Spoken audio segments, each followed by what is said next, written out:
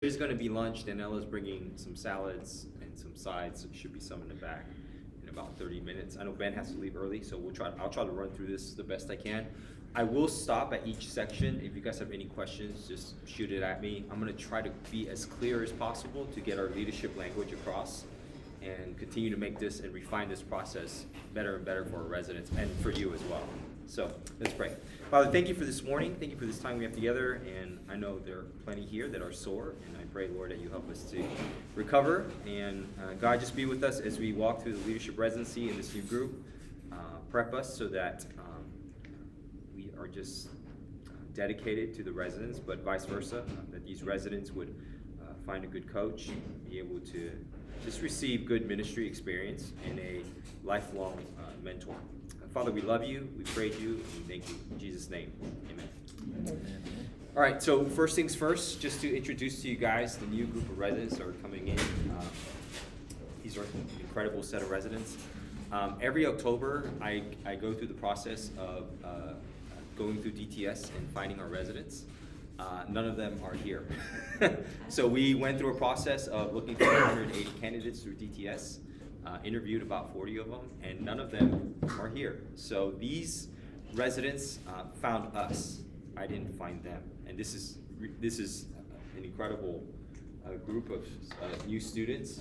And I'm going to give you a little short bio for each one and where their interests are, so that way you guys can start figuring out whether or not they'll be a good fit for your ministry. Maria Fussell went to school to Belmont University. She's in Houston. She's a good friend of Tyler Kelso. Yes. She loves worship ministry. She's been in worship ministry, but also has a heart for college. So she's expressed interest in those two areas, at least in phone calls and conversations. She found out about us through word of mouth. It's just really cool. Tyler kind of introduced her. And then she interviewed for the leadership residency, and we picked her as one of the 5. Samantha Larson originally is from California. If you guys know Michael and Molly Mason, she went to the same elementary school as Molly Mason. And so she studied pediatric nursing at Waynesburg College. She left a NICU job working with premature babies in the nursing industry to come over and follow the Lord in full-time ministry. So she's giving up a lot, career-wise, financially, to just walk with the Lord in full-time ministry. She's from Pennsylvania, and she's expressed interest in women's ministry. So she came here for a week in June, if I remember correctly, and visited the campus and just basically went through a day with the women's ministry. So for Misty, she's a good candidate for women's ministry. Justin Lee did Parks and Recs at Texas A&M. He's been with Sky Ranch 3 years now. He knows quite a few people here at Christ Chapel, actually. I'm trying to remember. Korean American, loves sports. I think he played offensive line. Was an avid shot gunner, not quite as dedicated as Kendall was, but he knows Kendall. So there were somehow their lines crisscrossed at some time. Justin has a heart for youth ministry, and man, does he have a personality. He is fun, loud, just incredible with kids. Middle school or high school, that's where his heart is. He's actually at a camp, Colorado, working with high school students. Skylar Heyman studied kinesiology at Texas A&M. She started off in January in the biblical counseling track, but she is now moving towards Christian leadership. Skylar is interested in counseling, but has a huge heart for local outreach and global missions. So she's also, just like Justin, verbose and enthusiastic. You're gonna love Skylar, you're gonna love Justin, because they want to be front and center. And then Parker Havens is Aaron's roommate. Again, these guys found us. just a little backstory with Skylar. Skylar was sitting down at the perk. Troy, our security officer, just went up to her and said, "Hey, how are you doing?" And Skylar, just her bubbly personality, started talking about being here and her story. And Troy's like, "Hey, have you ever thought about leadership residency?" So that's how Troy That is great. was my recruiter. So love Troy. Justin Lee was another guy that was he was connected to me with another guy who does residency down in Cyprus called Woods Edge Church, Philip Kwan, who is also leading a residency, and they shut down their residency, so they forward his name to me. So again, all word of mouth. Parker Havens, Aaron's roommate in college, am I correct? Abilene Christian University? No. We're not correct, no. Abilene. We were both RAs, we were buddies. Oh, both RAs, okay, not roommates, but friends, okay, good friends. He was in Uruguay when we did our first contact, really neat guy. Maybe a little more reserved than the other four, quiet, has a heart for global missions, and is an educator. So youth is his focus. But he's also talked about pastoral care, wanting to go into pastoral ministry as well as men's ministry. So you guys, he's a great guy. And he wants to teach, wants to produce content. That's kind of where he's at. So we have a little bit of skills scattered here and there. Jolly, you came late, but Maria Fussell is already doing worship. Sweet. So she's somebody that was wanting to do worship ministry. So I just want to keep her front and center for you. Okay, I'm going to pause here. Any questions about any of them? Okay, so their first day is August 15th. And then I'm going to go through this outline with you guys, and I'm going to unpack a few things that we're going to be doing, as well as give you guys access on Rock. We have a tab now that's under Rock, and you'll be able to access forms and information there, just in case I don't email you and you needed some content. You can find it on Rock. All right, so we break down into 3 phases. We still use Discover, Develop, Deploy. It seems to work well with our leadership residency. And so I'm going to just unpack each of these phases for you. What are my expectations? And then I kind of want to hear from you guys. I think we've simplified it as much as we could. And I received a lot of feedback from you guys. And so I've added a few things for the residents, and hopefully it will be a better experience for them as they go into your ministry area. And so the first thing, expectations. We have ministry tracks typed out. You guys worked on that. Danella has those copies. Don't have it on us, but we do have ministry tracks. Each of you will get a manual. It's 100 pages this year. It's printed out. It has a journal attached to it for the residents, and so that's why it's so big. It's really only 34 pages, but there's a journal attached to it, and on it is your track as outlined on it. So Renovate has one, Global Missions has one, along with Local Outreach combined. So in your time, you're going to have like a one-on-one session. We used to call it 5-to-1. Now we're just going to call it leadership session, so it just makes it easier to clarify what leadership session is where the residents are going to sit with you, and then they're going to have another session or another day where they meet your staff and then do ministry with you. So we used to use I'm unpacking a lot of language here. We used to use the SO method, which is serve, observe, and evaluate. We're changing that to the SOWER method. So it's serve, observe, worship, evaluate, and reflect. And so when we do our ministry evaluation this year, we're going to sit with them and actually go through a time of evaluation, but also reflect on what did you learn, is this a good fit for the ministry area and director, and actually get feedback from them, but also like were you able to worship while you were in Renovate, not just critique? And so I'm taking a lot of the feedback that I received about the critiques and then go into a kind of a time with the residents where they're reflecting about their experience, not simply giving critique about what they saw or didn't see. So when they go into the into your ministry area, we want them to learn your culture. We We want them to learn your language, and we want them to develop relationships. So that's, I know you guys have heard these words: immersion, interaction, interactive, and intentional. Those are our 3 I's that we use for our residents to kind of plug into your ministry area. So really learn about your culture, your language, and your relationships. And then the rest of the time, as you see the residents, it's your time to kind of recruit. I know that word is kind of abstract in some ways, but take every opportunity you have to sit with a resident and ask them where their heart is. They will have, so we're doing a new thing in the beginning of the residency. It's an onboarding retreat where we're gonna go over their shape.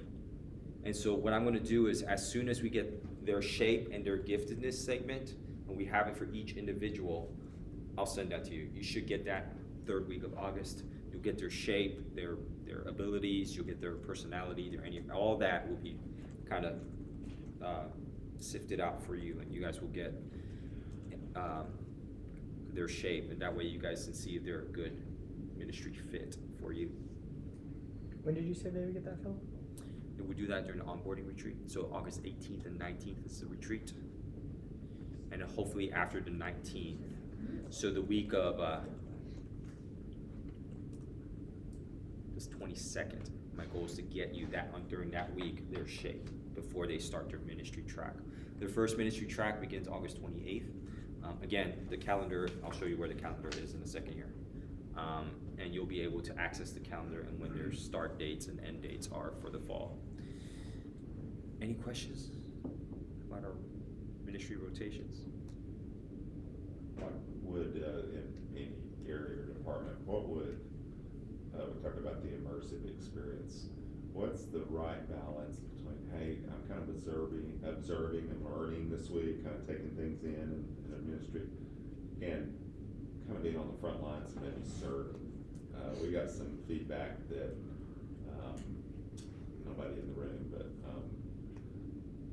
hey, I felt like I was put into a volunteer's capacity instead of trying to learn and observe. And I'm like, well, I kind of thought the more that you got immersed, the better you would learn. So give us a little bit of feedback on what's the balance between observing and really hands-on participation. So one of the things that will build team chemistry for us as a leadership residency group is to serve.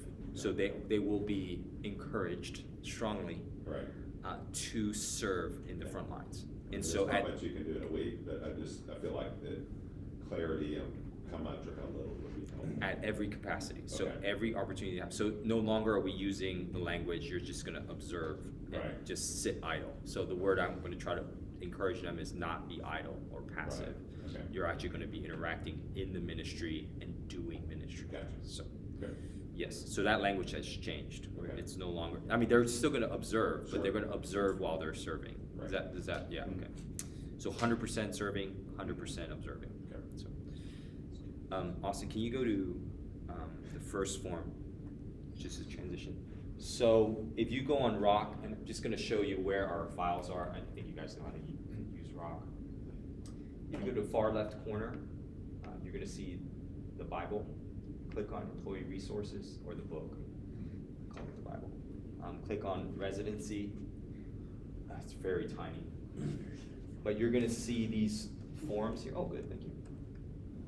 These are our forms. If you see the resident or the tag resident in parentheses, please don't click on those. I mean, you could, but those are forms that are resident specific, so the residents are gonna use those forms. But you're gonna see forms that say coach mentor, and those are the ones you can just click on and get more information. So for example, the schedule is on there, so you can click on that. You're gonna see our schedule here. It's now all printed on. You can thank David for this. Worked with Karen for about a week and a half to get all this on there. All the weeks are on here, printed out. What we wanna do is try to avoid as many changes as possible. So if there are any changes now and you're like, hey, the schedule doesn't work out, just let me know. I can just adjust it and tweak it now. I did send, there's a schedule, ministry track schedule I send out.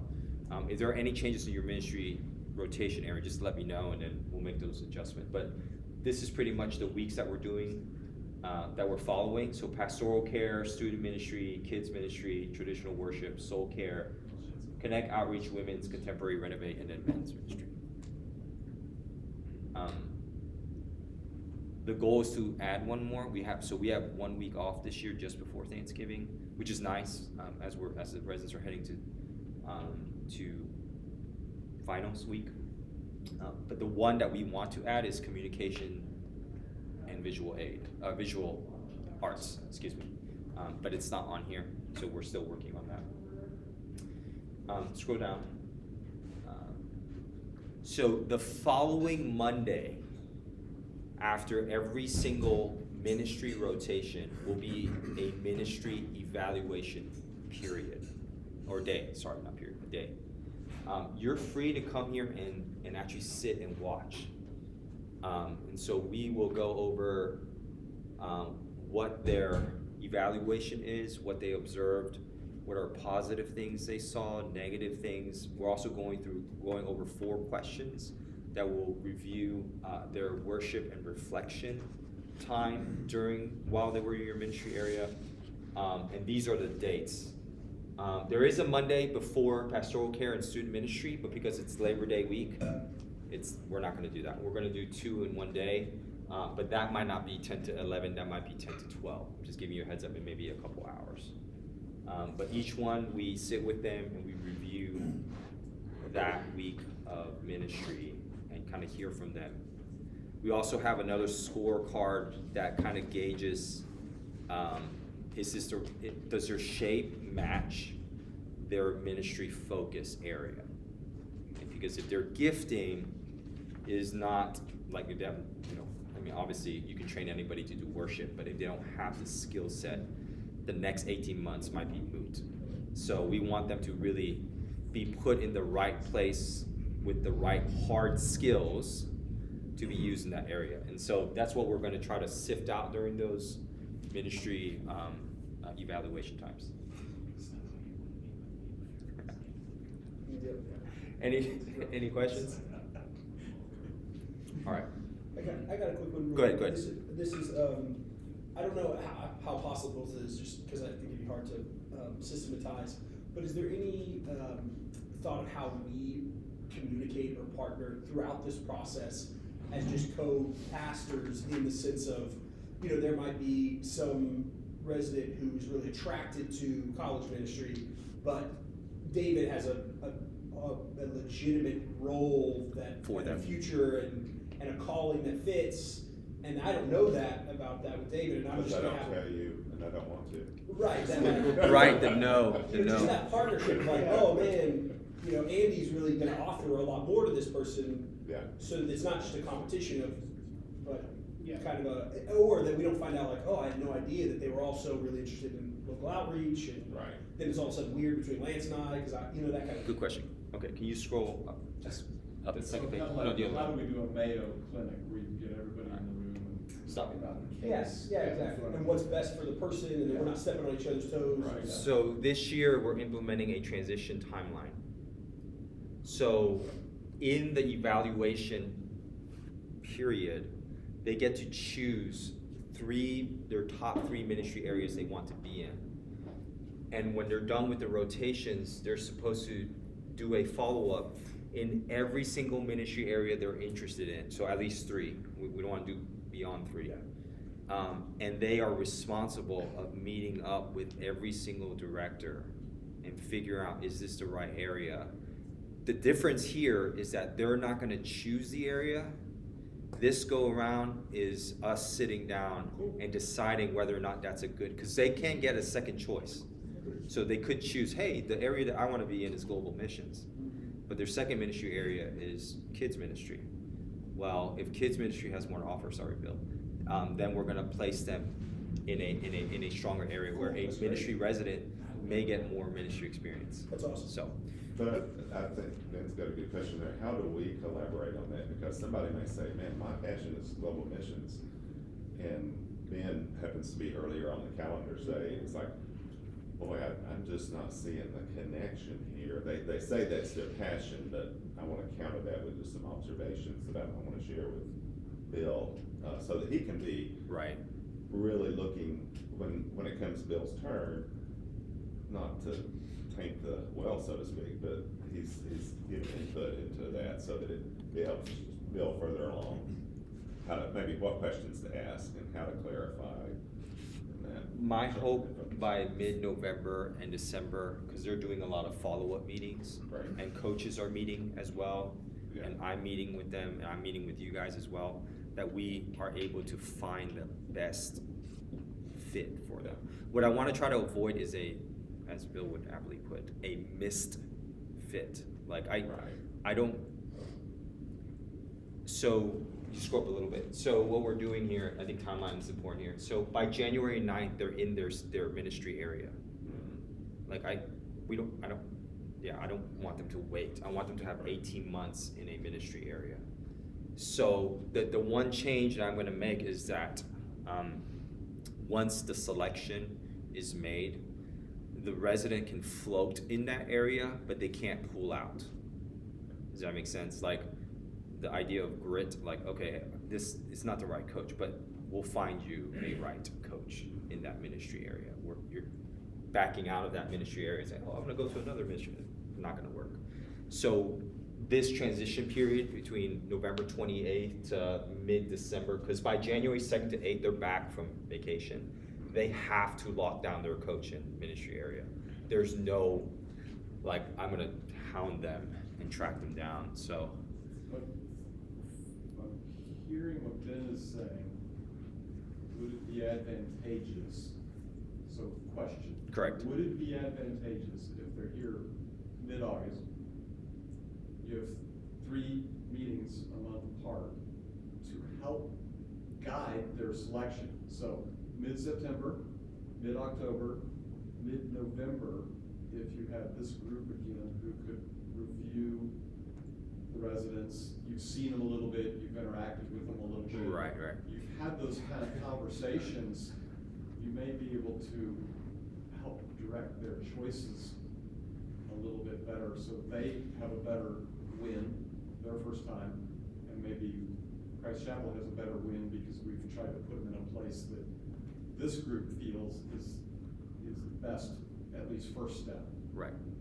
For them. We do have a week before our capstone retreat, and that week is entirely open. So what I can do is use that week to meet with all the directors again and kind of give you guys, hey, this is what each resident has chosen, and then just expect that they're gonna follow up with you, and then we can meet up and follow up meetings throughout the last 2 months to figure out, hey, where would this resident be the best fit? So that way I'm collaborating with you, you're collaborating with the resident, and we can finalize a process that works to put Like all of us in the same room, right? Exactly. Okay, yeah, that's what I was thinking. Yeah, all of us in the same room. I would love to hear if Tammy's week 1 and I'm week 5, I'd love to hear what Tammy's observation is, and then Michael noticed the same thing Tammy did. Right. This is a really good grasp of what's coming our way. Yeah. Good idea. And realistically, where we're at as ministers, 'cause it could be that they like, let's say, college, but I'm really honest of they're gonna be a volunteer standing in the back of the room, but what Eve's able to offer this person is actual hands-on, practical shepherding experience, and for me, they're gonna be lost in the volunteer pool. That's fair. And just because our ministries are all dynamically changing in different seasons, so that would be helpful, just to help protect them from what they think they want, but they don't really. They really know what they want, don't yeah. know. But then that would help if you had more than one meeting. I mean, if you had, Mhm. like David's talking about, there's Yeah. week 1 and week, Ongoing. if you had, maybe a month is too granular, but I would think 2 or 3 meetings would be, Or for this group to be very helpful. Yeah. To process what everyone's. Yeah, that's why this transition period is critical. Like, it's really, really important. The last 2 months we spend making sure that they're put in the right place, or at least the best place for you and for them. I think that's the best. Is there a plan to, at any point, for us to evaluate them? You know, so for instance, if you're meeting with them and, I know in past residencies, there might be somebody who's extremely quiet, reserved, never says anything. doesn't participate in the conversation. I think that kind of feedback is important, because they evaluate our ministries based on a one-time showing up. 1 week, yeah.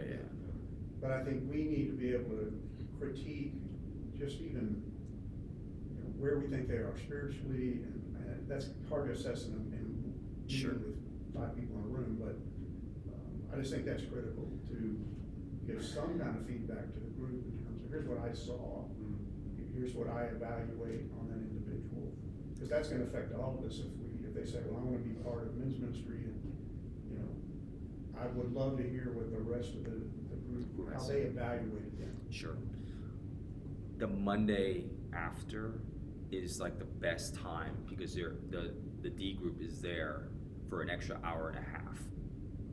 So that's why I'm inviting you guys to be part of that, because that way you can speak into I guess what I'm looking their for though lives. is almost a form that form. we fill out, so it's documented. In other words, they have a scorecard for the ministry. Right. Do we have a scorecard for them? Is that part of I the do story? not. I currently do not have a director to resident form. I have a resident to ministry form. So absolutely, I can I compile just something think that together. would be of value, you know. Yeah. It's not our opportunity to, you know, cut them down as much as just to evaluate what I see Sure.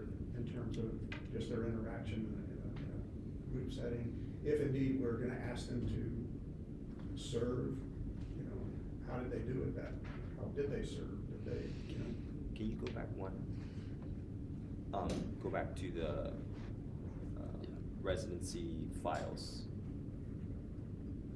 So the ministry scorecard is what the resident uses. We do have a feedback form.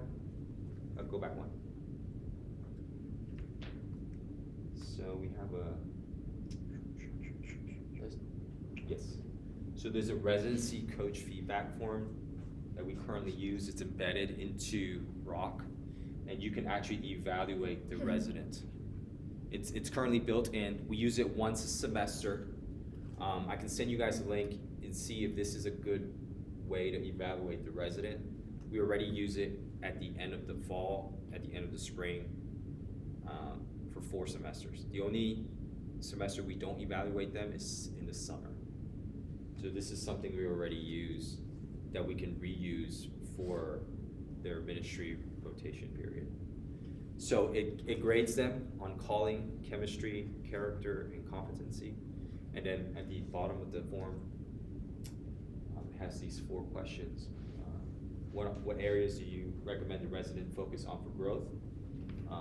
Where do you see the resident excel? And then is there any other feedback you want to give to the Yeah, I resident? think that may be a little bit too robust. Okay, I can simplify something. If we're just having that Sure, one-time sure. meeting with them on a Monday, that's a lot of information. Sure. If you've been coaching them over a Right. longer period of It time. works better, yep. That makes all the sense in the world, but Yep. something a little bit, like a one-pager, just. So I'll simplify something like this and make like observation, like a simple page for you guys. Well, don't you have another form for once you've gotten into that mentorship relationship or coaching relationship with Yes, them? yes. It's kind of like that one-page idea. Coming up, yeah, I'll Okay. explain that one too. That may be another fit Maybe there's like a Um, copy of that you get early. over there, yeah. Is that Yeah, all you can click on tally behind the scenes, Phil? So everyone around this table filled out a form, that robust so-called form. All those results are compiled, tabulated, so that if you got 20 inputs, you would be able to see kind of how all 20's information worked out. The other form that you just saw is, you can analyze it and create pie charts and different things. This one you can't. So we implemented this summer kind of what's the word I'm looking for? A test run with progress reports. It worked really well. This is another way of doing it. If you scroll up, Austin. Again, same thing, we grade them on calling, character, chemistry, competency, and then we kind of assess their personal goals, their tasks and assignments, and what are some necessary action steps that they can take next. So we have a progress report that's been implemented that coaches can follow up with the resident once every other week. So this is another thing that's been added on there. But before we get to explaining more here, but you can leave it here, I'm gonna move forward. I will develop a form for you, for us, and then you guys can tell me whether or not it works through email. All right, phase 2 is our develop phase. Oh, We're doing phase 2, you want a quick break and let them. okay, yeah. You guys can go grab lunch before. There is food available in the back, so if you all want to go eat. I know, Ben, you have to leave a little bit early. There's a huge salad for you guys. Go for it. Eat. We'll take a 10-minute pause.